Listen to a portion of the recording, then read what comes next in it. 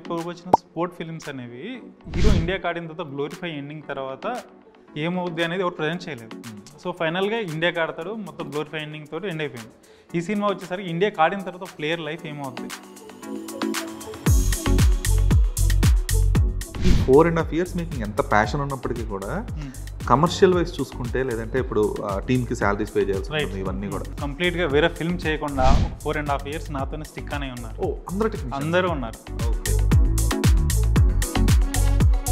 But how different Arjun Chakravarthy will be అంటే అర్జున్ చక్రవర్తి అనేది ఒక ఎమోషనల్ జర్నీ. సినిమా అనేది కబడ్డీ ఉంటుంది, దాంతోపాటు ఒక ఫాదర్ సన్ ఎమోషన్ ఉంటుంది, ఒక ప్యూర్ లవ్ స్టోరీ ఉంటుంది. So all kind of elements తోటి అతని లైఫ్లో ఏం జరిగిందో అవంతా ఆనెస్ట్గా ఎలా ప్రజెంట్ చేయాలో అని ప్రజెంట్ చేసింది. ఇప్పుడు ఈ ఆర్టిస్టులని అందరినీ అన్ని సంవత్సరాల పాటు హోల్డ్ చేయడం ఎంతవరకు పాసిబుల్ అండి మీకు? ఆ హీరో ట్రాన్స్ఫర్మేషన్ టైంలో చాలా స్ట్రగుల్ పడడం, మెంటల్గా ఫిజికల్గా తను చాలా స్ట్రెయిన్ అయ్యాడు. సో ఒక పాయింట్ ఆఫ్ టైంలో నేను అతన్ని ఇంత స్ట్రగుల్ చేస్తున్నా అని నాకు ఫీల్ వచ్చింది. మేము చేసిన ఫుటేజ్ మళ్ళీ చూసుకున్నప్పుడు పర్లేదు, మనం చేసింది కరెక్ట్గా చేస్తున్నాం, సో ఏమైనా పర్లేదు, మనం అచీవ్ చేయాలి దీన్ని అనేది. How confident are you that this film will bring the audience to the theatres అంటే ఏంటి? అంటే 100% కాన్ఫిడెన్స్ సార్. అంటే సినిమాలో కాంటెంట్ అనేది ఇప్పటివరకు ప్రజెంట్ చేసిన ఏదైతే ఫిల్మ్స్ వచ్చాయో దానికి కంప్లీట్గా డ్రాస్టిక్ డిఫరెంట్గా ఉంటుంది.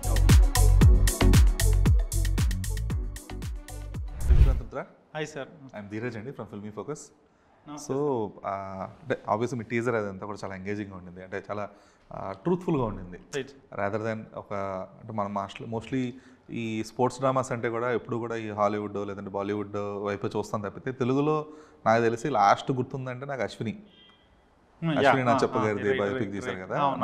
నాకు గుర్తున్న ఒక ప్రాపర్ స్పోర్ట్స్ డ్రామా అంటే అదే. తర్వాత కొన్ని స్పోర్ట్స్ డ్రామాస్ వచ్చినాయి, మోర్ ఆఫ్ ఏంటంటే ఆ స్పోర్ట్ అనేదాన్ని ఒక కథాంశంగా వాడుకొని అందులో మళ్ళీ కమర్షియాలిటీస్ ఇవన్నీ యాడ్ చేశారు తప్పితే ఒక కంప్లీట్ ప్యూర్ స్పోర్ట్స్ డ్రామాకి అయితే ఈ మధ్యకాలంలో సినిమాలు నాకు తెలిసినంతవరకు రాలేదు.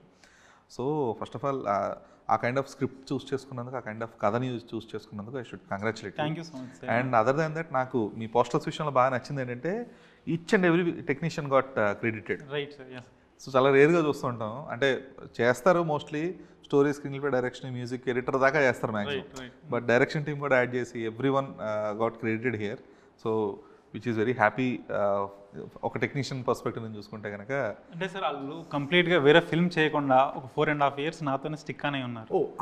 అందరూ ఉన్నారు. Okay, each and everything from DOP to direction department 12 members ఉన్నారు.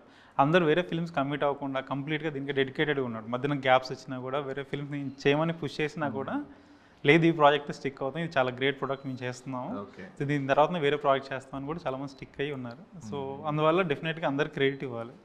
ఓకే, గుడ్ అండి, అది very happy to see that. అయితే అంటే before going to the film, ఇప్పుడు మీరు చెప్పారు లైక్ 4.5 years పట్టింది, almost 6 years of thought process, 4.5 years of making అని చెప్పేసి. ఈ 4.5 years మేకింగ్ ఎంత ప్యాషన్ ఉన్నప్పటికీ కూడా కమర్షియల్ వైజ్ చూసుకుంటే, లేదంటే ఇప్పుడు టీమ్కి శాలరీస్ పే చేయాల్సి ఉంటుంది, ఇవన్నీ కూడా. సో వాటిని ఎలా మేనేజ్ చేశారు? How helpful was the producer? అంటే సార్ మేము ఫిల్మ్ స్టార్ట్ చేసే ముందే డిసైడ్ అయ్యాం సార్, ఇది ఒక 4.5 years టైం పడుతుందని డిసైడ్ అయ్యాం. సో ప్రొడ్యూసర్ గారు కూడా లాజిస్టిక్స్ కానీ ఈ ఫినాన్షియల్ పరంగా కానీ, సో మేము అనుకున్న బడ్జెట్ కంటే క్రాస్ అవుద్ది అని అనుకున్నాం. బట్ మేము అనుకున్న దానికంటే ట్రిపుల్ టైం అయింది, 3 times ఎక్స్ట్రా అమౌంట్ అయింది. బట్ ప్రొడ్యూసర్ గారు ఎప్పుడు నేను బ్యాక్ అవ్వలేదు. సో మమ్మల్ని పుష్ చేస్తున్నాం, పర్లేదు మనకు టైం పట్టినా పర్లేదు, బడ్జెట్ అయినా పర్లేదు, మనం అనుకున్న విజన్ ఏంటి అది అచీవ్ చేసామా లేదా అనేది మ్యాటర్ మనకి. సో మీరు అచీవ్ చేయడానికి ఎంత లాంగ్ అయినా పర్లేదు, మీరు టైం తీసుకొని చేయండి, నాకేం ప్రాబ్లం లేదని నేను భరోసా ఇచ్చాను. Okay, but are the technicians everyone paid well? Yeah, for the 4.5 years. 4.5 years. Okay, ఎందుకంటే ప్యాషన్తో పాటుగా కొంచెం ఈ పాకెట్ కొంచెం ఉన్నప్పుడే, ఆ సాటిస్ఫాక్షన్ ఉన్నప్పుడే వీళ్ళందరూ కూడా హ్యాపీగా వర్క్ చేయగలరు. సో మనం అంటే ఒక డైరెక్టర్ విజన్ ఉండొచ్చు, ఖచ్చితంగా 4.5 years వర్క్ చేయాలి, 6.5 years. But when it comes to the rooted technicians, ఆ గ్రౌండ్ లెవెల్ టెక్నీషియన్స్కి ఆ పేమెంట్ అనేది చాలా క్రూషియల్ అవుతుంది. ఓకే, సో అంటే ఫైన్ అండి, 4.5 years కష్టపడ్డారు. మీరు చెప్పారు కదా, లైక్ మీరు కబడ్డీ నేర్చుకోవడానికి వెళ్ళినప్పుడు తెలుసుకున్న కదా, దాన్ని ఒక సినిమాగా నేను చేయడానికి ఆల్మోస్ట్ ఒక 8-9 years ఆఫ్ థాట్ ప్రాసెస్ ఇది అని చెప్పేసి నేను మెన్షన్ చేశాను ప్రెస్ మీట్లో. సో ఇలాంటి ఒక రూటెడ్ కథని, అంటే ఇది కొత్త కథ నన్ను, ఎందుకంటే చాలామంది జీవితాల్లో, ఎవరి జీవితాల్లో ఇప్పుడు వెళ్ళినా సరే అదే తరహా కథలు ఉంటాయి ఖచ్చితంగా. అణిచివేయబడ్డం కానీ, లేదంటే వాళ్ళకి సరైన స్థాయి గుర్తింపు రాకపోవడం కానీ, లేదంటే ఐడెంటిటీ క్రైసిస్ కానీ, ఇవన్నీ కూడా చాలా అంటే రెగ్యులర్ థింగ్స్. సో దీన్ని ఇప్పుడు అర్జున్ చక్రవర్తి అనే ఒక సినిమాతో మీరు ఎలా ప్రొజెక్ట్ చేయాలనుకుంటున్నారు? ఈ కష్టాలు మాత్రమే ప్రొజెక్ట్ చేస్తున్నారా, లేదంటే వాళ్ళ లైఫ్ జర్నీ అనేది కంప్లీట్గా ప్రొజెక్ట్ చేయగలిగారా? లేదు అంటే కనుక లేదు, ఒక సేఫ్ గేమ్ లాగా ఒక ఒక లాల్ సింగ్ చెడ్డా టైప్లోనో ఇంకొక కైండ్ ఆఫ్ సినిమా, ఒక సినిమాటిక్ వేలో దీన్ని తీసుకెళ్ళగలిగారా? లేదు సార్, సినిమాటిక్ వే పక్కన పెడితే సో ఓవరాల్ మన ఫిల్మ్ అనుకున్నప్పుడు ఒక రియల్ హానెస్ట్గా ప్రయాణం చేద్దామని ఫిక్స్ అయ్యాము.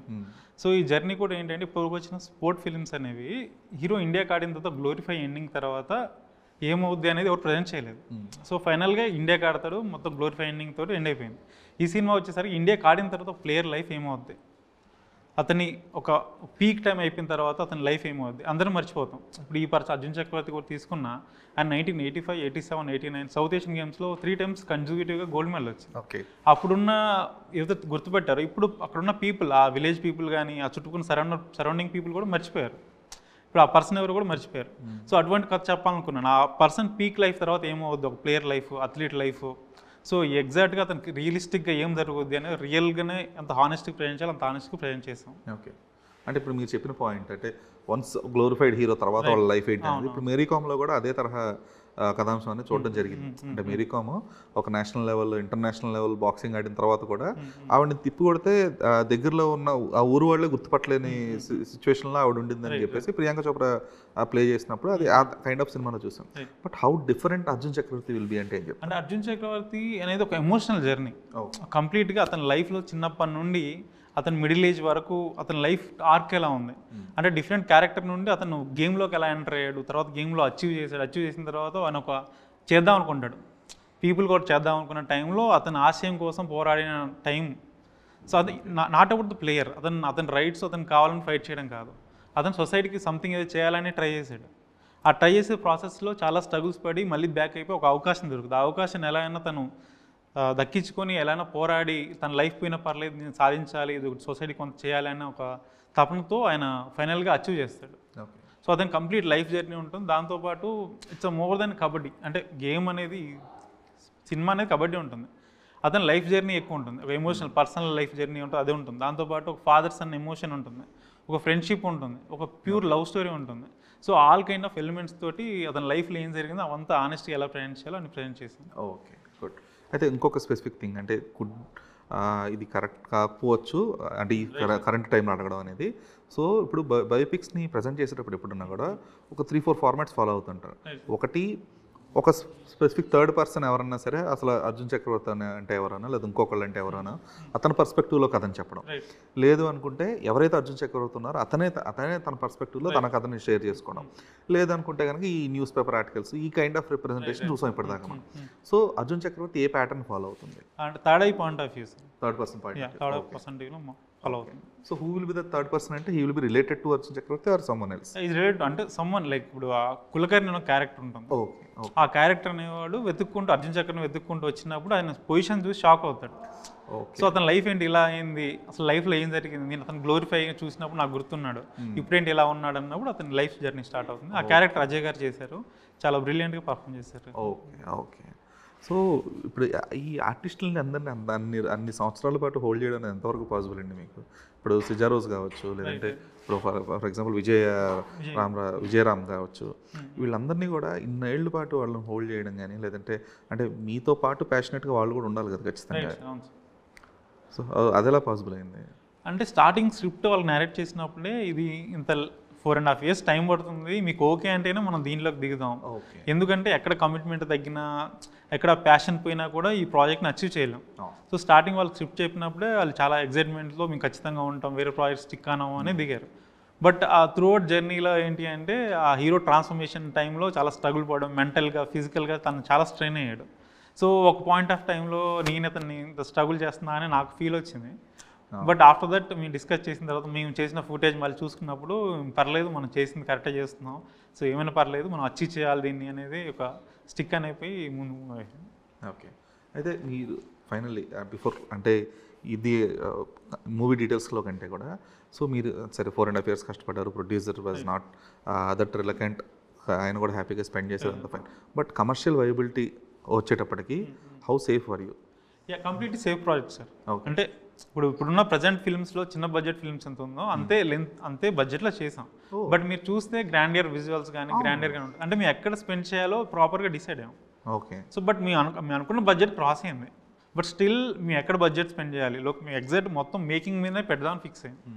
So other than caste and crew మీద కాకుండా, సో ఆల్రెడీ మా క్యాస్ట్ అండ్ క్రూ కొత్త వాళ్ళే కాబట్టి, సో మేకింగ్లో చూపించాలి మా సత్తా ఏంటని మేకింగ్లో చూపిద్దామని ప్లాన్ చేసి, సో లొకేషన్స్ కానీ తర్వాత కెమెరా వైజ్ కానీ టెక్నికల్గా కానీ ఎటువంటి కాంప్రమైజ్ అవ్వకుండా కంప్లీట్గా ఒక బిగ్ ఫిల్మ్ చూస్తే ఎలా 20 crore ఫిల్మ్ చూస్తే మీకు ఎలా ఉంటుందో ఆ ఎక్స్పీరియన్స్ అయితే కంపల్సరీ అందరికీ ఉంటుంది. ఓకే. ఓకే. అయితే మనం ఈ తరహా స్పోర్ట్స్ బయోపిక్స్లో, అంటే మనం చూసిన క్రికెటర్ బయోపిక్స్లో మోస్ట్లీ సచిన్ కానీ ధోని కానీ ఆ సినిమాలకు యూజ్ అయిన థింగ్ ఏంటంటే ఆ ఫుటేజెస్ చాలా హెల్ప్ అయ్యాయి. ఆ గేమ్కి తాలూకా ఫుటేజెస్ కానీ లేదంటే వాళ్ళ రియల్ లైఫ్ ఫుటేజెస్ కానీ కొంచెం వాటిని కొంచెం ఒక డాక్యుమెంటరీ డ్రామా లాగా తీయడానికి కొంచెం హెల్ప్ అయింది. బట్ ఇక్కడికి వచ్చేటప్పటికి కబడ్డీ ఫుటేజెస్ 90% దొరకవు. అందులో మీరు ఎంచుకున్న టైం పీరియడ్కి అసలు ఇంపాసిబుల్, అది అసలు లేనే ఉండవు. సో అదంత అంటే అది ఒక ఫ్రీ హ్యాండ్ కూడా ఇస్తుంది, బికాస్ జనాలకు అంతగా తెలియకపోవడం వల్ల కొంచెం సినిమాటిక్లు బట్టి తీసుకోవడానికి ఎక్కువ అవకాశాలు కూడా ఉంటాయి. బట్ జనాలు ఎంగేజ్ చేయడానికి what is the kind of thing you choose అంటే ఏంటి? సో మేజర్లీ సార్ మేము 1980 పీరియడ్, 1970 పీరియడ్, 1990 పీరియడ్లో షూట్ చేస్తున్నాం. సో అప్పుడు ఉన్న ఏదైతే రూల్స్ ఉన్నాయో, లేకుంటే స్పోర్ట్ మెజర్మెంట్స్ ఉన్నాయో, లేకుంటే జెర్సీస్ అప్పుడు ఉండేవి. ఆ జెర్సీ అన్ని హ్యాండ్ ప్రింట్స్తో ఉండేవి. నార్మల్గా పెన్ తోటి నెంబర్ వేసేవాళ్ళు, తర్వాత స్కెచ్తో వేసేవాళ్ళు, తర్వాత ప్రింట్స్ వచ్చాయి 1990s. సో అవన్నీ ప్రాపర్గా మేము డీటెయిలింగ్ తీసుకున్నాం. దాంతోపాటు గేమ్ కూడా ఏంటంటే ఓల్డెన్ టైమ్స్లో చూసినప్పుడు ఒక రియలిస్టిక్గా ప్రజెంటేషన్ ఉండేది. సో ఇప్పుడు మన గేమ్ వర్షన్ కూడా చూస్తే, మీరు ఫిల్మ్లో చూస్తే ఒక సినిమాలో చూసినాం కంటే ఒక టోర్నమెంట్ని మీరు దగ్గర ఉండి చూస్తే ఎలా ఫీల్ అవుతారు. సో 1980లో జరిగే టోర్నమెంట్ అంటే నేను చూడలేదు, బట్ నేను ఎలా ఇప్పుడు చూసిన పీపుల్ అంతా, సినిమా చూసిన పీపుల్ అంతా వాళ్ళు 1980లో ఎలా ఉండేదో ఎగ్జాక్ట్గా అది రిప్లికేట్ చేసామని చాలామంది ప్రశంసించారు. ఓకే.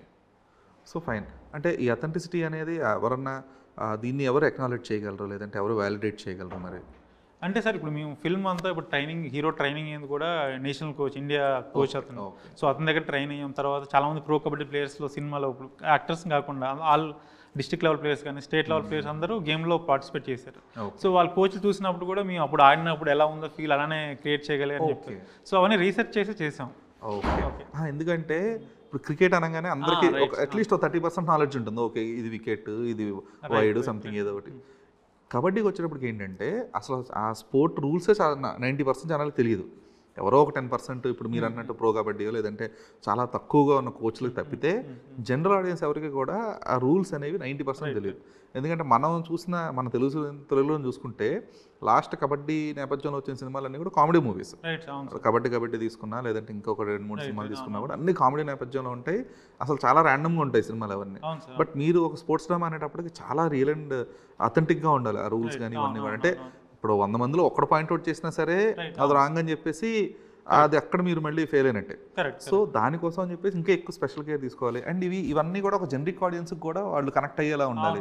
ఆ రిలేటబిలిటీ దానికోసం దానికి ఏం కేర్ తీసుకున్నారు? సో అంటే ఎగ్జాక్ట్గా అవన్నీ రీసెర్చ్ చేసి ఆర్కైవ్స్, అప్పుడు ఓల్డ్ ఆర్కైవ్స్ కానీ న్యూస్ పేపర్ కట్స్ కానీ తర్వాత ఆ టైంలో అయిన ప్లేయర్స్ ఎవరైతుంటారో వాళ్ళందరూ మీట్ అయ్యి అప్పుడున్న గైడ్ లైన్స్ ఏంటి, టెక్నికల్ ఆస్పెక్ట్స్ ఏంటి, గేమ్లో మెజర్మెంట్స్ ఏంటి, అవన్నీ డీటెయిలింగ్ చేసిన తర్వాతనే మన టీం అంతా సెట్స్ కానీ తర్వాత ఆ కబడ్డీ మెజర్మెంట్స్ కానీ చేసాం. సో ఇప్పుడు ఆ రూల్స్ తెలియని ఆడియన్స్ ఏంటంటే మోర్ ఓవర్ టెక్నికల్ ఆస్పెక్ట్స్, మీ ఎమోషనల్ ఆస్పెక్ట్స్ మీద ఫోకస్ చేస్తాం ఫిల్మ్లో. సో ఈ పాయింట్ ఎందుకు, ఆ పాయింట్ ఎందుకు అది పక్కన పెట్టేస్తే ఆ ఎమోషనల్గా అర్జున్ ఎలా స్ట్రగుల్ అయ్యాడు, ఫైనల్గా అతను ఎలా విన్ అయ్యాడు, ఎలా అచీవ్ చేశాడు అనే దాని మీద ఫోకస్ ఎక్కువ చేస్తాం. So more over technical details కంటే ఎమోషనల్ డీటెయిలింగ్ ఎక్కువ ఉంటుంది. ఓకే. అయితే ఇలాంటి స్పోర్ట్స్ డ్రామాలు వచ్చేటప్పటికి ఆబ్వియస్గా అందులో కొంచెం ఈ పాలిటిక్స్ అను ఇంకోటి అది కుల రాజకీయం అవ్వచ్చు లేదంటే రీజనల్ పాలిటిక్స్ అవ్వచ్చు, ఇవన్నీ కూడా ఖచ్చితంగా ఎంబడి ఉంటాయి. బట్ ఇప్పుడు ప్రజెంట్ స్పోర్ట్స్ అథారిటీస్ ఉన్న సినారియోలో దట్టు ప్రజెంట్ కరెంట్ సెన్సార్ సినారియోగా తీసుకోవచ్చు, లేదంటే ఇది ఒక నెక్స్ట్ లెవెల్లో వెళ్ళేటప్పుడు ఆలోచన ధోరణి కావచ్చు, ఇవన్నీ కూడా అది ఎంతవరకు నిజాయితీగా చూపించగలిగారు? అట్ ద సేమ్ టైం అందులో మీరు తీసుకున్న స్టాండ్ ఏంటి? సో ఆ పాయింట్స్కి వచ్చేసరికి సినిమాలో ఆ పాయింట్స్ ఏం లేవు సార్. ఏం లేవు, నథింగ్. అతని లైఫ్లో అవి జరగలేదు. ఓకే. ఓకే. సో మీరు చెప్పిన పాయింట్స్ అయితే 1, 2, 3 పాయింట్స్ అతని లైఫ్లో లేవు. ఓకే. సో కొంచెం సేఫ్ గేమ్ అయితే మీకు ఇది. ఓకే. ఎందుకంటే ప్రజెంట్ సిచ్యువేషన్లో ఈ బాక్సర్స్ అసోసియేషన్ కానీ ఇవన్నీ కూడా చాలా ఆ పాలిటిక్స్ వల్ల ఇదన్నీ తక్కువ అణచివేయబడుతున్నారు, ఇవన్నీ కూడా చాలా దారుణంగా జరుగుతున్నాయి. సో దాని మీద అసలు నథింగ్ లేదు. ఆ పాయింట్లో మేము అయితే సేఫ్ గేమే. సేఫ్ గేమ్ అని కాదు సార్, అంటే జనరల్గా అక్కడ లేదు కాబట్టి సేఫ్ గేమ్. ఎందుకంటే ఒకవేళ తీసుకుంటే మళ్ళీ సెన్సార్ ఇష్యూస్ అవ్వచ్చు, లేదంటే గవర్నమెంట్ నుంచి ప్రెషర్ అవ్వచ్చు, ఇవన్నీ కూడా మళ్ళీ దాన్ని అనవసరంగా కట్ చేయడం, ఇంకోటి దాన్ని మళ్ళీ మ్యానిపులేట్ చేయాల్సిన అవసరం వచ్చేదేమో. ఓకే. అయితే సి ఇప్పుడు మీరు ఒక రియలిస్టిక్ లైఫ్ చెప్తూ వీళ్ళు లైఫ్లో ఇది ఫేస్ చేశారని చెప్పడం వేరు. అట్ ద సేమ్ టైం ఆ స్పోర్ట్స్ గ్లోరిఫికేషనా లేదంటే ఆ పర్సనాలిటీ గ్లోరిఫికేషనా చేయడం కూడా చాలా ఇంపార్టెంట్. ఎందుకంటే వాళ్ళని గ్లోరిఫై చేసినప్పుడే they will have that cinematic experience. So ఇక్కడ మీరు గ్లోరిఫై చేస్తున్న ఫ్యాక్టర్ ఏంటి? సో గ్లోరిఫై అంటే గేమ్ సార్. అంటే మోర్ ఓవర్ గేమ్ కంటే అర్జున్ చక్రవర్తి ఒక క్యారెక్టర్. అతని పర్సనల్ లైఫ్లో ఉన్న థింగ్స్, స్ట్రగుల్స్ కానీ, అతనికి ఉన్న పాయింట్స్, అతని లైఫ్లో ఉన్న థింగ్స్ అన్నిటి అతను బ్యారియర్స్ అన్ని బ్రేక్ చేసుకొని ఫైనల్గా అతను అనుకున్నది ఎలా అచీవ్ చేశాడని సినిమా కాంటెంట్ ఉంటుంది. అది ఫైన్, అంటే మీరు అచీవ్ చేశారు అదంతా. బట్ ఒక స్పెసిఫిక్ గ్లోరిఫికేషన్ అయితే ఖచ్చితంగా ఉంటుంది. ఇప్పుడు మనం మా సినిమాలో చూస్తే హీరో గ్లోరిఫికేషన్, ఒక థ్రిల్లర్లో చూస్తేనేమో అదొక కాన్సెప్ట్ గ్లోరిఫికేషన్, లేదంటే ఆ స్పెసిఫిక్ ఏదైతే వాళ్ళు అనుకుంటున్న పాయింట్ ఉందో దాన్ని గ్లోరిఫై చేస్తూ ఉంటారు. This is the key point అన్నట్లుగా. సో ఇప్పుడు అర్జున్ చక్రవర్తికి ఖచ్చితంగా అర్జున్ చక్రవర్తి అని అతను హీరో. కాకపోతే మీరు గ్లోరిఫై చేసే పాయింట్ ఏంటి? ఇది లైఫ్ ఆఫ్ అర్జున్ చక్రవర్తియా, లేదంటే ద స్ట్రగుల్ ఆఫ్ అర్జున్ చక్రవర్తియా, లేదంటే కబడ్డీయా? It's life journey sir. Okay. So kabaddi అనేది మేజర్ స్పెసిఫిక్ పాయింట్ కాదు, అతని లైఫ్ని ప్రజెంట్ చేస్తున్నాం. అతను చిన్నప్పటి నుండి అంటే అతని లైఫ్ డిఫరెంట్, అంటే మనలాగా అతను పెరగలేదు. సో అతని లైఫ్ నుంచి చిన్నప్పటి నుండి అతను కబడ్డీ ప్లేయర్గా ఎలా అయ్యాడు, తర్వాత ఛాంపియన్ ఎలా అయ్యాడు, ఛాంపియన్ నుంచి అతని లైఫ్ మళ్ళీ టర్న్ అయిపోయింది. ఆ తర్వాత అతని లైఫ్ కొంచెం డిస్ట్రాక్షన్ డ్రాక్ చేసి డిఫరెంట్ ఫేస్లోకి వెళ్ళిపోయింది. అక్కడి నుంచి అతను బ్యాక్ ఎలా అయ్యాడు. సో అది మోర్ ఓవర్ అతని లైఫ్ గురించి, ఆ లైఫ్ కంప్లీట్ జర్నీని ప్రజెంట్ చేయడానికి ట్రై చేసాం. ఓకే. సో అంటే ప్రజెంట్ కరెంట్ సినారియో థియేటర్కల్ ఆడియన్స్కి ఎలా అయిపోయిందంటే సిచ్యువేషన్, ఐదర్ కంప్లీట్గా కంటెంట్ అన్న ఎంగేజ్ చేయగలగాలి, లేదంటే there should be star power for the film. ఈ రెండిట్లో ఏదో ఒకటి లేకపోతే film are not able to ఏమంటారు, నిలదొక్కోలేకపోతున్నాయి సినిమాలు ప్రస్తుతానికి. ఇప్పుడు ఎందుకంటే ఇప్పుడు ప్రజెంట్ థియేటర్లో ఉన్న సినిమాలు చూస్తే either Mahavatar Narasimha audience engage చేస్తుంది బికాస్ ఆఫ్ ద కంటెంట్. అది అందులో స్టార్ పవర్ లేరు, అసలు ఎవరో సినిమా ఎవరు తీసారో కూడా తెలియదు జనాలకి. ద సేమ్ టైం సూ ఫ్రమ్ సో అని చెప్పేసి ఒక సినిమా కన్నడ డబ్బింగ్ అయినప్పుడు కూడా అది బాగా ఆడుతుంది. That is also because of the content only. Star power అనేది కూడా ఈ మధ్య పట్టించుకోవట్లేదు జనాలు. ఎందుకంటే మనం చూసాం రీసెంట్గా వచ్చిన కొన్ని సినిమాలు దారుణంగా ఫెయిల్ అయ్యి పెద్ద పెద్ద హీరోలు ఉండి కూడా ఫెయిల్ అయినవి ఉన్నాయి. సో ఇప్పుడు మీరు కరెంట్ సినారీలో ఇప్పుడు ఆగస్టు 29కి సినిమా రిలీజ్ చేయాలి.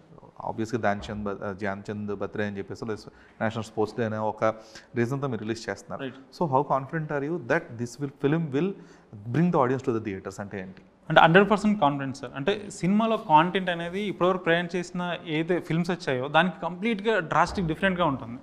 సో దాంతోపాటు దీంట్లో చిన్న చిన్న ఎమోషన్స్ ఉన్నాయి. ఒక ఫాదర్స్ అనే ఎమోషన్ కానీ, ఒక లవ్ స్టోరీ కానీ, ఒక ఫ్రెండ్షిప్ బాండ్ కానీ, అర్జున్ లైఫ్ కానీ, ఇప్పుడు అర్జున్ లైఫ్లో ఉండేవి అతను పడ్డ స్ట్రగుల్స్, బాధలు అని అందరికి రిలేటబుల్ థింగ్సే ఉంటాయి.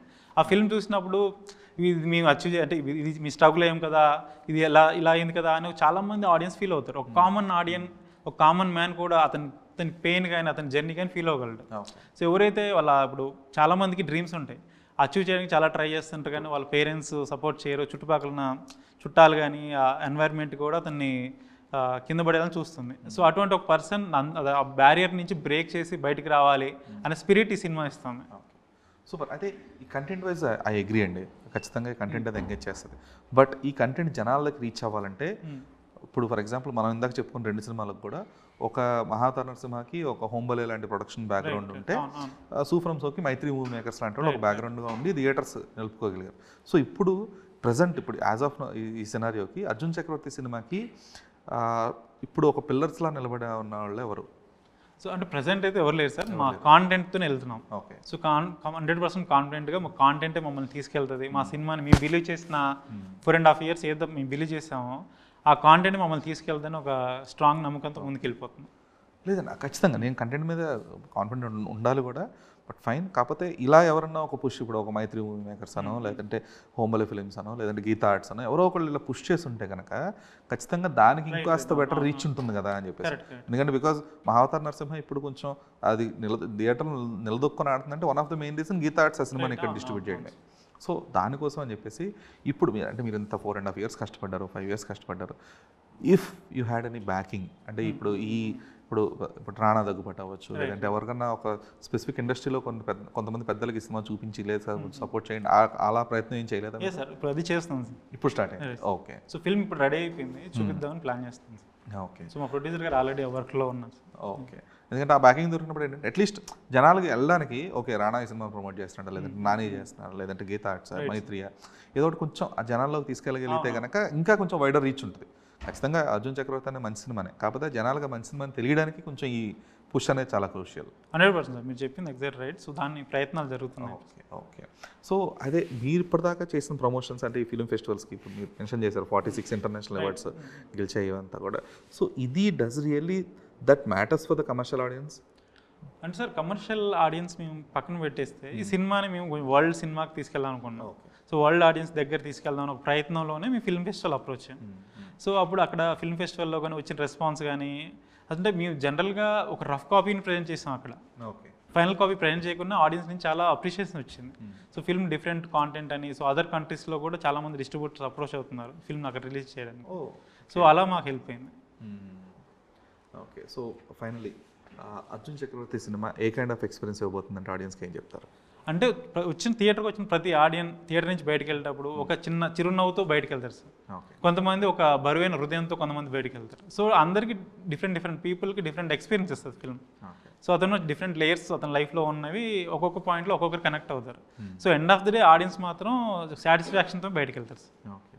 సో ఒక దర్శకుడిగా మీకు ఈ సినిమా ఎలాంటి ఇమేజెస్? ఇన్నాళ్ళు కష్టపడ్డారు 4.5-6 years, and me thought process వచ్చి ఒక 8-9 years అని చెప్పేసి మెన్షన్ చేశారు. సో ఇన్నాళ్ళు 8-9 కష్టం ఎలాంటి ఫలితం ఇవ్వబోతుంది? అంటే స్టోరీని బిలీవ్ చేసి ఇన్ని రోజులు నాకు స్టిక్ అయ్యి వర్క్ చేసింది సార్. అంటే ఈ ఒక్క ఫిల్మ్ నాకు బిఫోర్ ఈ సినిమా ముందు నాకు ఏ ఎక్స్పీరియన్స్ లేదు.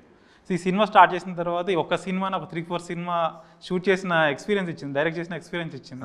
సో ఆటోమేటిక్గా దీంతో ఉన్న ఎక్స్పీరియన్స్తో నెక్స్ట్ సినిమా చేసేటప్పుడు ఆటోమేటిక్గా దీన్ని నాకు యూజ్ అవుతుంది, 100% యూజ్ అవుతుంది. అంటే ఎనీథింగ్ ఇన్ పైప్ లైన్ అంటే ఏదైనా అనుకొని ఉన్నారా? ఇంకా లేదు, స్టోరీస్ ఉన్నాయి సార్, 4-5 స్టోరీస్ ఉన్నాయి. సో నరేషన్ జరుగుతున్నాయి. సో ఈ సక్సెస్ బట్టి ఇంకా దానికి obvious. Okay. So thank you looking forward for the film.